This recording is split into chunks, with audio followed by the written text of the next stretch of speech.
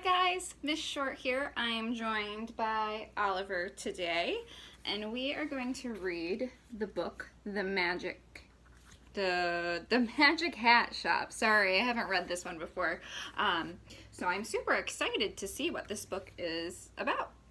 So it's called The Magic HatShop, and let's go ahead and dive right in. Nobody knew how it arrived, or from where. But one morning, a little hat shop just appeared right in the middle of town square.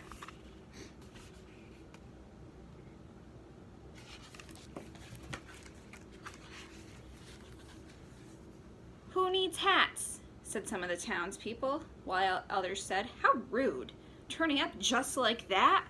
They looked at the shop out of the corner of their eyes and kept away, mistrusting anything that might threaten the quiet routine of the town. There's the hat shop, and there's the townsfolk, all very skeptical.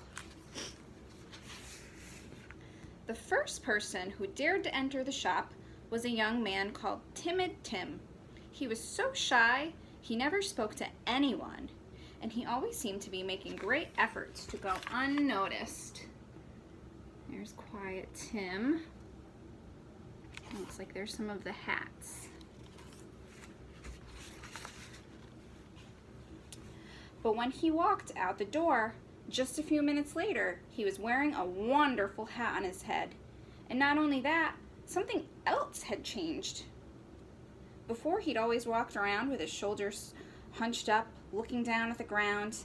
Now he seemed to have grown a couple of inches. He was walking with his back straight and his chin held high, and he even said hello to the people in the square, who looked at him in surprise.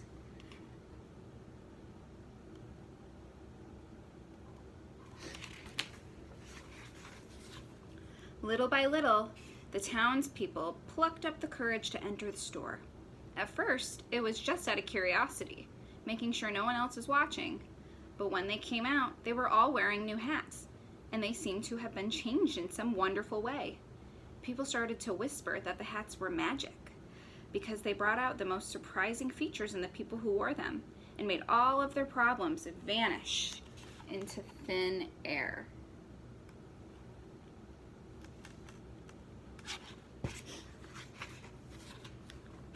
Sad Sally had almost forgotten how to smile from lack of practice, but from the moment she put on her new hat, she began to greet each new day with a laughter, spreading happiness to everyone around her.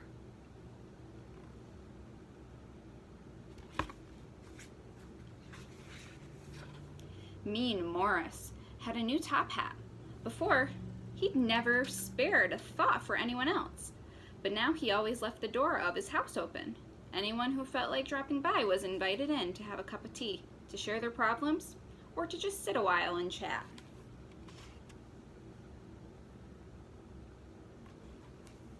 It's a big top hat. People had said the hatter never spoke a single word, but he knew how to listen carefully to his customers until he found the hat that was just right for them.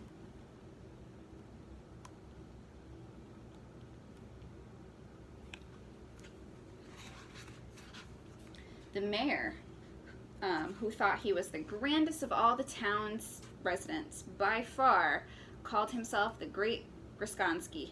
One morning, after chatting to the hatter about all the wonderful things he'd done, he asked, "So do you have a hat worthy of a celebrity such as myself?" There's the hatter, and there's the mayor. The hatter, who had been listening carefully, just like he did with all his customers, winked and nodded his head. Shortly afterwards, the mayor strode out of the store with a huge smile on his face. Suddenly, he didn't feel quite as grand as he used to. He felt different and very happy with his new hat. That's interesting that it's a very, very small hat. Life in the town had certainly changed since the silent, mysterious hatter had arrived with his magic hat store. The townspeople didn't want to take off their hats. They wore them in the street, at home when they ate, and when they kissed. They didn't take them off when they went to bed, or even when they had a shower.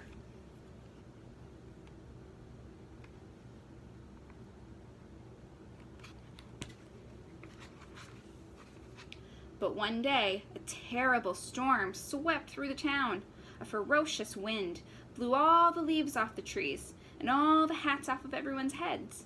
They flew away into the air and were never seen again. The following morning, once the storm had passed, the townspeople realized that the wind had not only swept away all of their hats, but it had also taken the little store. The only thing that was left of the hatter was his derby. Silence fell over the townspeople like a thick fog. What had become of them now? They felt bare and weak without their hats.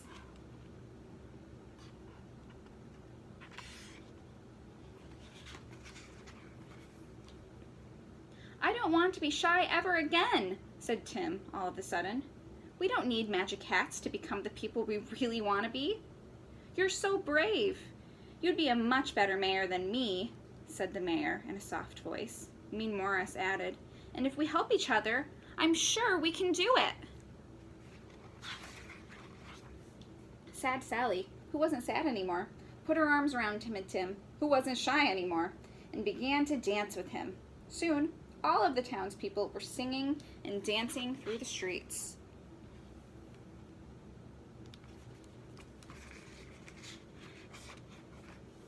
As for the Hatter, nobody ever heard from him again.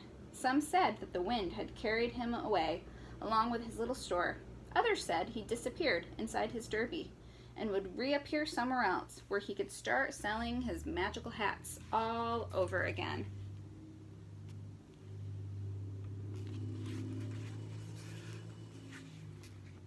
That was a really cool story with lots of really beautiful pictures. What I really liked about this story is that I thought it was really cool how the Hatter, he was somebody who, he didn't speak a word. He took the time and to listen to his customers, and he was much more helpful by just listening. And that gave the townspeople the power to help one another and to change for the greater good. This was a really cool story, and I think it's probably made its way up into some of my top favorites. I really enjoyed this, and I hope you guys did as well.